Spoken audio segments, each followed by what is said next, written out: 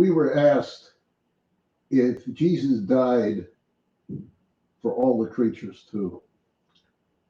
And I sort of like to think about that. He lived for all the creatures, including humans.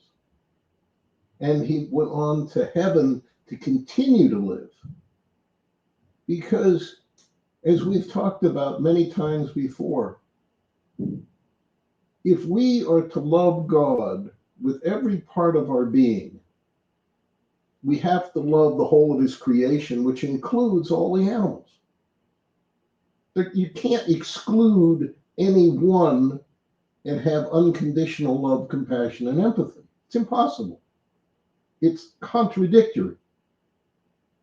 So if we truly love unconditionally, which is where Jesus tried to lift us, he kept pushing us up from the corrupt ways of this world. And if you remember, the only people he really got angry at were the religious leaders because they should have known better. You can't be corrupt. You can't make your own rules up. And that's what the church has been doing for thousands of years. It's been making their own rules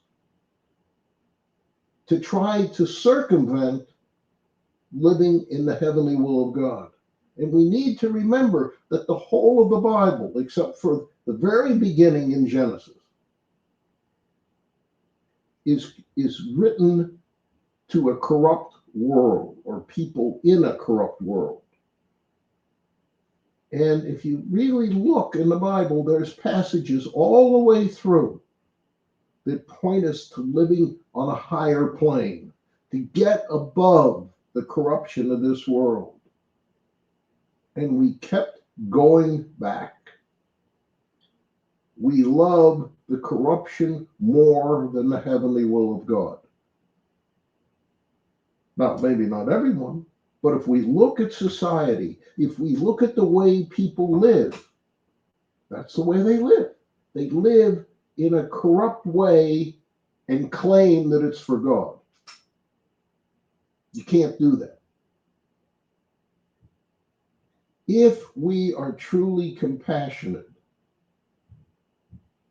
without any exception, and that includes empathy, if we live that way, it has to include the animals. And that's the way Jesus taught us. Even in the Lord's Prayer, he pointed us in the direction of living unconditionally. Think about how he addresses it. Thy heavenly will be on earth as it is in heaven. We're supposed to pray for that, or in similar ways, because that was just an example. How can we live on earth by torturing and killing animals and not realize that that isn't in the heavenly will of God, where there is no pain or suffering or death? Think about that. Amen.